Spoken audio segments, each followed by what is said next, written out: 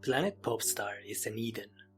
The home of Nintendo's pink morphing puffball is a sanctuary, walled from the outside world, keeping the terrible darkness of the cosmos at bay. The evil powers that might lurk inside the planet, be them the mysterious Meta Knight or the greedy and gluttonous King Dedede, are mere reflections of the true evil that gazes across the stars. They might steal a sword or gather all the candy in the kingdom, but their sins are few and incomparable to what's out there. Kirby, well trained in defeating these delinquents, will make short work of them and return home to enjoy the wondrous world around him. But what of the evils that blanket their existence among the sheets woven of the darkness of the universe? What about the Lovecraftian monsters that linger in the corners of the cosmos, where the light of Planet Popstar fades to bitter shadow? Today we will discuss the underlying darkness present in Kirby games. We will look at the monsters that emerge towards the end of the game and put into question the level of evil that the pink puffball hero must endure. Is the light and easygoing nature of Planet Popstar just a lie? A speck of peace in an otherwise terrible and violently depraved universe? Or are these darknesses so different from the core of Kirby's nature that we must consider them as the exceptions to an otherwise innocent universe? Thank you for stopping by our channel, Rebel Culture, where we talk about interesting questions in gaming and movies. If you think this kind of content is something you might like, don't hesitate to subscribe. We're a new channel, so each of you really helps. I have always been fascinated by Kirby games, even way back when I was younger and I could not appreciate the subtleties of their gameplay or the brilliance of the copy ability. I could see that these games were something special. I loved the innocent aesthetic, the role of enemies as approachable and downright cute representations of a specific power. To me, it felt like they were not necessarily obstacles in the way, but rather helpful entities that were there to provide Kirby with the necessary abilities to progress to the next chest or stage goal.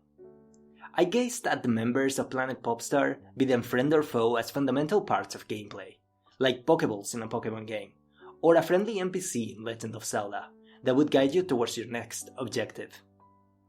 It wasn't until many years later that I came into contact with H.P. Lovecraft's concept of cosmic horror, and became somewhat enamored with it. I will forever remember reading the following quote that opens Lovecraft's magnum opus, The Call of Cthulhu, and it reads as follows: "The most merciful thing in the world, I think, is the inability of the human mind to correlate all its contents. We live on a placid isle of ignorance, in the mists of black seas of infinity, and it was not meant that we should voyage far. The sciences, each straining in its own directions, have hitherto harmed us little, but someday the piecing together of disassociated knowledge will open up such terrifying vistas of reality and of our frightful position therein, that we shall either go mad from the revelation or flee from the light into the peace and safety of a new dark age." Once my eyes finished cursing through the letters, I experienced the realization of a partial self-understanding. This, I told myself, this is the kind of horror that does not make your body tremble, but shakes your soul to the core. There, away in the cosmos, so untethered from reality, lies the darkness of the inhuman, where no gods have written Bibles, where the source code of morality breaks down in the face of everything that no merciful maker made of pure love could allow to exist. The cosmic horror is that knowledge of the corners of our universe that are inhuman and so removed from us that their existence will go unchanged the day humanity disappears. For that is the true nightmare of the human soul, to understand the unperturbed continuity of the cosmos after its breakdown to nil. Another thing I will never forget was the first time I ventured against one of the late game bosses in a Kirby game. I was playing the Game Boy Advance game Kirby and the Amazing Mirror, and towards the end you are faced with the master of the world of mirrors, Dark Mind. After a set of bosses consisting of a magic top hat, a powered-down master hand, and a shark, now you're faced with this creepingly unnerving character design. However, that is not Dark Mind's final form. For in traditional Kirby fashion, after you defeat that version of the boss, you will be faced by the core of the evil that hides underneath that skin, the true version of Dark Mime. This dark core is nothing but a gazing eye among a ball of flames, and it was brutal. No longer a cute battle between two cartoons was taking place. After defeating the physical form of Dark Mime, you dared gaze at the abyss of the cosmos, and it gazed right back at you. I remember being defeated instantly after the emergence of Dark Mime's core. I was terrified. I remember thinking that this does not belong here, in this game about mirrors and cute enemies. After hours of fighting against snowmen, fat squirrels, and mushrooms that turn into tornadoes, this just wasn't right. It broke the source code of reality in this game. I remember feeling the same way last year when I played Kirby and the Forgotten Lands. Towards the end, the player is faced with the abomination that is Fectoforgo, a writhing mass of mixed animals with the feral face of Leongar contorting in fury and agony. Once again, over 15 years later, I experienced that terrifying vista of reality that Lovecraft talked about. That notion of the non-comprehensible may matter. Why does this happen? Why do Kirby games gather the most terrifying creatures known to Nintendo? And how can something so incredibly foreign to this universe, like Fectoforgo and the Dark Core, exist in the world of Kirby? I believe the answer lies in Kirby's original creator, Masahiro Sakurai. It is important to mention that Sakurai did not direct Kirby in the Forgotten Lands or the Amazing Mirror, but he was an advisor in the later one, and his imprints over his creation have guided many developers and game directors that have received the baton of the franchise in recent years. Sakurai is a developer of light, who understands the darkness of the world. It seems that he cannot comprehend of a world so bursting with the lights of heroism and the colorful nature of Popstar without needing a balance on the dark side of an unexplored cosmos.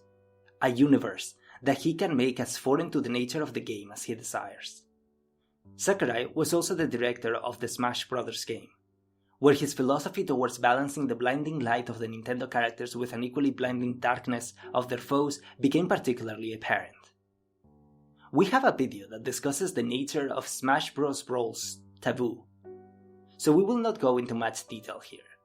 But in Super Smash Bros. Ultimate, the battle between the being of darkness Darkon and the being of light Gleam is another iteration of Sakurai's strive for balance. Kirby's terrible abominations, as the final boss of the most innocent looking character in Nintendo, is also an example of this equilibrium that Sakurai seeks to maintain. But there is another influence that I am positive Sakurai is aware of, and that is the Renaissance Italian art style of the chiaroscuro.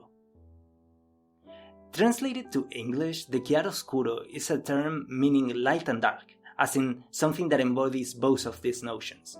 The chiaroscuro is an art style that originated in the Renaissance period in Italy and reached its peak in the Baroque period, where the artist would make use of the deepest shadows to contrast the light of the main focus of the painting. I am sure Sakurai, at least unconsciously, is aware of the same contrasting power that the Renaissance painters were knowledgeable of. The pure light of Kirby and all of Planet Popstar's inhabitants needs a tremendously dark darkness to accentuate yet again the true power of the pink hero. The application of the chiaroscuro discipline in Kirby is therefore done beautifully. In a world of such utter childish charm, the glimpse at the Lovecraftian abominations that are the main bosses of the game is a fantastic method to relativize the whole endeavor.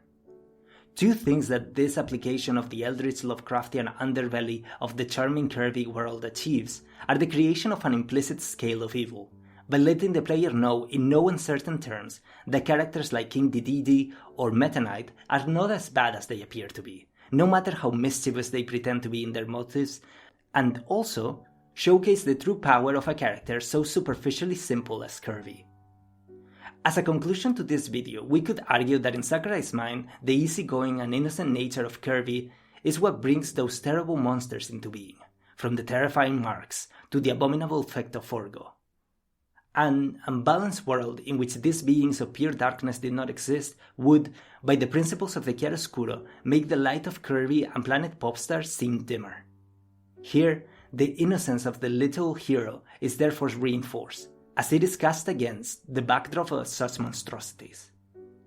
Kirby's innocence therefore stands as a third alternative to our response towards the cosmic horrors of our world and across the stars.